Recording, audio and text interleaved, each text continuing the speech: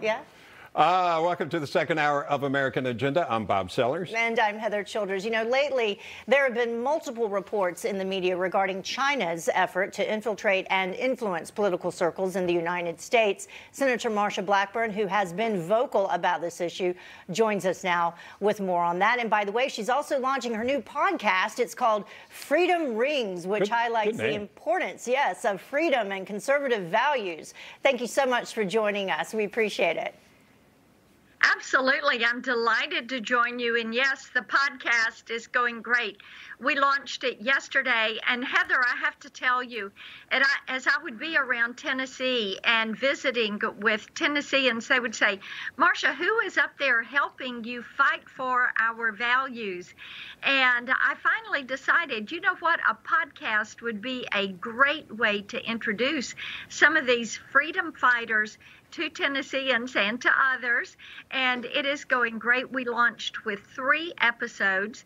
Representative-elect Nancy Mace, who is the first woman to graduate from the Citadel, now an incoming member of Congress, Senator Rick Scott from Florida, and Senator Kelly Loeffler of Georgia. Both have amazing stories of their lives and how they came to really value freedom and opportunity and the American dream. And people are going to love getting a closer look and knowing a little bit more about their elected officials. Yeah, I always love the American dream story. That's what makes us exceptional. By the way, you were my senator, and I used to live in Brentwood, moved recently, and we still miss it. What's on the minds of your folks now? What's on the minds of people in Tennessee? What are they concerned about? We were going to talk to you about China, to tell you the truth. I don't know if people in Tennessee care about China. I don't know if the people what do they care about what's going on? Bob, I have to tell you, China comes up probably as much as anything else. They're concerned about China. They're concerned about how China has tried to execute this cultural propaganda and invade our classrooms and our colleges with Confucius Institutes and work its way into the mainstream of American society. Basically, China took our jobs and they sent to us a virus, and people want to see China held to account. They're also concerned about big tech and Section 230, and they want the censorship to stop. They want jobs that went to China to come back so that we have advanced manufacturing jobs that are important to our critical supply chains here in the USA. They don't want those jobs held offshore. And I was talking with a group earlier today about the very importance of this when it comes to semiconductors and computer chips. And you're going to hear more about that. I will tell you also, people in Tennessee are very concerned about what's going on in Georgia with the Senate election there, and they want to make certain that Republicans hold the Senate, that we have checks and balances in place, and I'm doing all I can to make certain that we win those 2 seats in Georgia and that we end up with the 52-48 in the U.S. Senate with Republicans in charge. You know, Senator, since you are starting this podcast and you referenced it, you know, censorship online being one of the concerns of people there in Tennessee and really across the country, are you concerned about that as you branch into this new avenue as well? We always are looking at the virtual space, Heather, and wanting to make certain that it is going to be safe, whether it is privacy, online privacy, and you being able to protect and control your virtual you, whether it's children and protecting them from pedophiles and traffickers, or whether it is causing companies, some of these big tech companies, to reconsider how they censor by stripping them of their Section 230 protections, but preserving those protections for new start entrants, search engines like Bing and Duck, and platforms like Parler.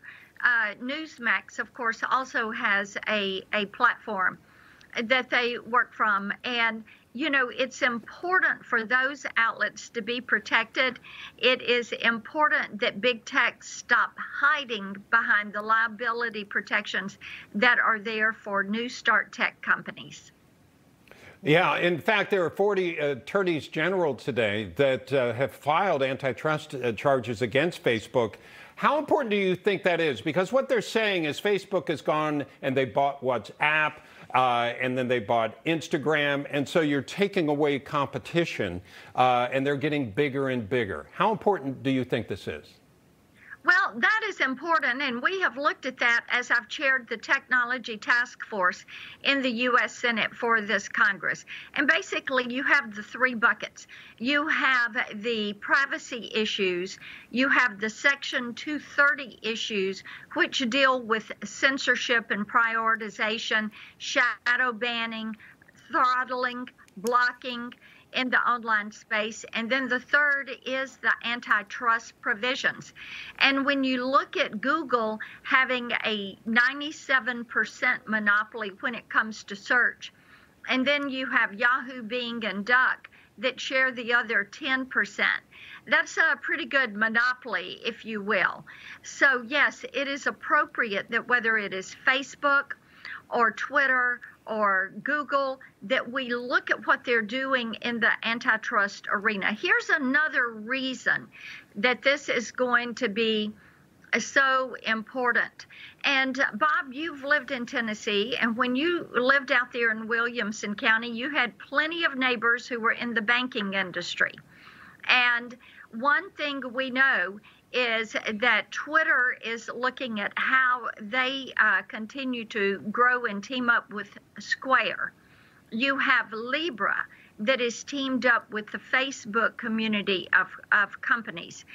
You have Amazon that is trying to move into banking accounts. Now, as these big edge providers also move into financial services, also move into healthcare, then what they're trying to do is to control every reach that is there in both your transactional life, in your functional day-to-day life. And we know it is vitally important that we begin to put some parameters around the virtual space and put guidelines in place for how these companies are going to be able to work. Now, the other component, circling back to China, big tech companies are very cozy with China. And you're going to continue to see our federal agencies look at these relationships, whether it's having to do with the semiconductor chips, which is one of the things that you look at with Apple, or if you look at entities like the NBA with their training facilities there and trying to team up with China TV for broadcast of NBA games, whether it is Apple and Nike, taking products that have been made with slave labor in China, slave labor, and putting them into the U.S. mainstream. So this big tech, big corporation, China relationship, we are going to continue to go after this. It is an area where there is bipartisan agreement that something needs to be done. Yeah. And sometimes difficult, though, to track all of those relationships, and all of the more important for the information to be available for people to do their own research online and not censor it. Senator Marsha Blackburn, thank you so much for joining us. Good to be with you. Good to see you.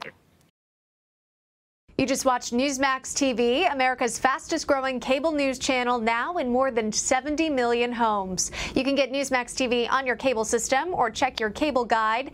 And if your system doesn't carry Newsmax, call them, tell them you want Newsmax TV, because we're real news for real people.